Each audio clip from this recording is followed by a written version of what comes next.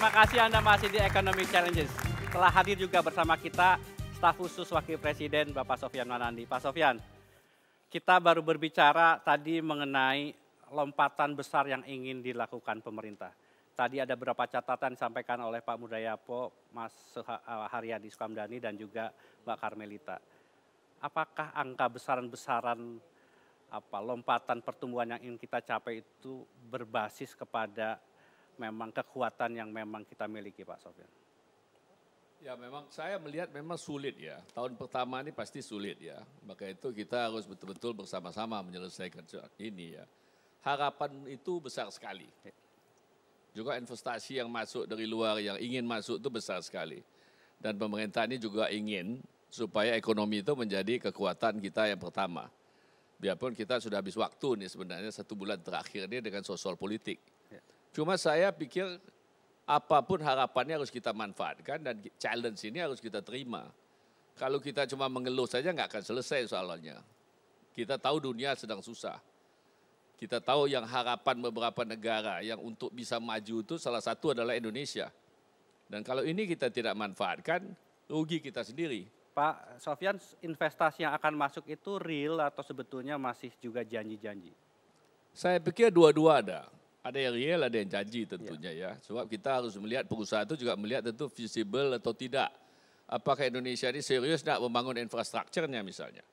Ya, dan ini kita melihat bahwa dia serius karena budgetnya, infrastruktur budget itu sudah lebih dari 2 kali. Belum lagi bantuan-bantuan luar negeri yang menawarkan untuk ikut serta untuk infrastruktur ini karena mereka juga karena kelusuannya perlu membuang barang-barangnya itu ke mencari pasaran dan Indonesia adalah pasaran utama mereka seperti power plant-nya misalnya dan lain-lain ya. Sebab pabriknya tentu harus jalan juga di negara-negara lain itu. Saya rasa kita harus memanfaatkan situasi ini dan kita tidak boleh mengeluh menurut saya karena tidak ada waktu lagi mengeluh karena nggak ada pilihan lain juga menurut saya. Baik, menarik sekali yang disampaikan oleh Pak Sofyan Wanandi. Tidak ada waktu untuk mengeluh. Saya sekarang ingin ke teman saya, ada rekan saya, Leonard Samosir.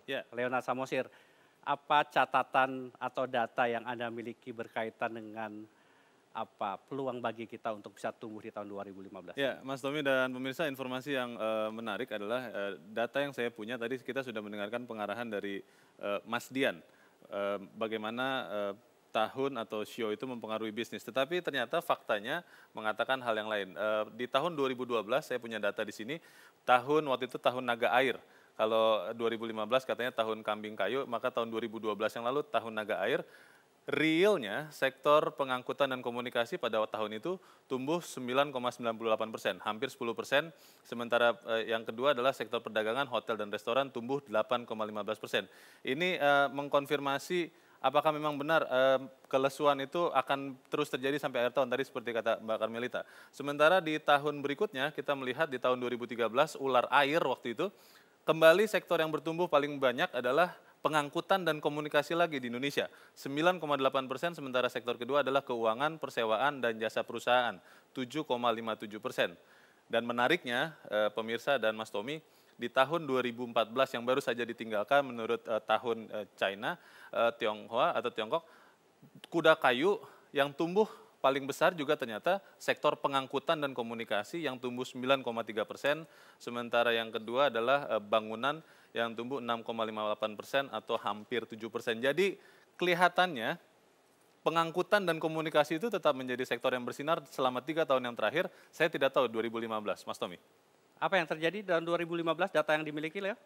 Data yang dimiliki memang belum terlalu menunjukkan kegembiraan. Tadi mungkin Mbak Karmelita tadi mengatakan bahwa ada sesuatu yang sulit. Tetapi kalau saya sih percaya Mas Tommy dan pemirsa bahwa ketika pemerintahan ingin memajukan kemaritiman, harusnya perkapalan itu akan bisa mendapat peluang juga, Mas Tommy. Mas Dian bisa memberikan data. Kalau dari penerawangan Mas Dian, bukan penerawangan apa? Atau basis perhitungan Mas Dian, bisnis apa yang prospektif di tahun 2015? Apa yang tadi Mas Leo sampaikan, itu betul semua. Ya. Karena ketika kita menentukan unsur tahunnya salah, ya, itu kacau semua. Ya. Tapi ketika tadi diterangkan bahwa tahun 2000, kita ambil yang terakhir aja ya, 2014 lalu. Yeah. Banyak orang mengatakan itu kuda kayu. Kalau kayu, pasti dia menghisap air, sehingga kemarau panjang. apa yang terjadi? Kita justru hujannya banyak sekali, sampai bulan Agustus kemarin masih hujan. Dan saya menulisnya kudanya kuda logam. Ya. Jadi apa yang menguntungkan di tahun 2015 ini Pak? Kuda logam, tahun ini juga kambing logam. Yang menguntungkan adalah tadi juga ditulis di sini adalah tentang transportasi dan pelayaran. Tumbuh 9,31. Itu adalah data yang paling betul. Karena logam menghasilkan air. Atau air diuntungkan oleh logam. Dan untuk tahun ini Pak ya, saya tetap berkeyakinan, saya sangat setuju sekali bahwa dengan adanya kemaritiman ya, untuk poros maritim, ya, pelayaran, ekspor impor, itu nanti kita akan maju kencang sekali di Indonesia. Terima yang kasih. paling hebat untuk peluang yang paling hebat untuk tahun ini adalah bisnis kreatif, Pak. Disitulah akan Bisnis untung luar ekonomi biasa kreatif, sekali. Ya? Ya. Baik, Pak Po, kalau kemudian tadi Pak Sofyan mengatakan begitu besarnya anggaran untuk infrastruktur akan dilakukan, sejauh mana itu jika dilihat sebagai peluang oleh tempatnya Pak Po? Begini ya Pak, semua proyek yang dicanangkan pemerintah itu semua itu menarik. Tapi yang lebih penting yang saya tadi katakan itu bagaimana menarik investor-investor dari luar ke dalam, atau yang lebih penting sekali orang dalam negeri ini yang mengetahui keadaan Indonesia lebih banyak, lebih baik, itu harus menginvestasikan sebanyak mungkin. Itu baru bisa terlaksana. Banyak yang bisa dicanangkan, banyak opportunity, tetapi bagaimana pemerintah membenarkan birokrasinya, ya, kepastian hukumnya, ya, jaminan bahwa mereka yang invest itu. Sekarang sudah dibuat aturan satu pintu Pak Po. Betul, tetapi kita mau lihat kenyataan selama berapa tahun ini selalu terlambat, selalu terhambat. Semua tahu kenyataannya. Kalau tidak berapa tahun yang lalu tuh lebih hebat lagi. Fondasinya memang tahun-tahun yang lalu sudah agak baik ya, baik. Tapi kalau tahun ini betul-betul pemerintah sungguh-sungguh bisa membuat investor itu tenang, masuk, itu akan terlaksanakan. Baik. Pasti. Mbak Karmelita, sejauh mana Mbak Karmelita tertarik untuk ikut mendanai infrastruktur? Untuk infrastruktur Mas, kalau infrastruktur sendiri kawan-kawan terus terang untuk pembangunan pelabuhan-pelabuhan, sudah ada beberapa perusahaan pelayaran yang ikut serta dalam pembangunan pelabuhan. Ya, seperti Samudra Indonesia sudah membangun di Samarinda.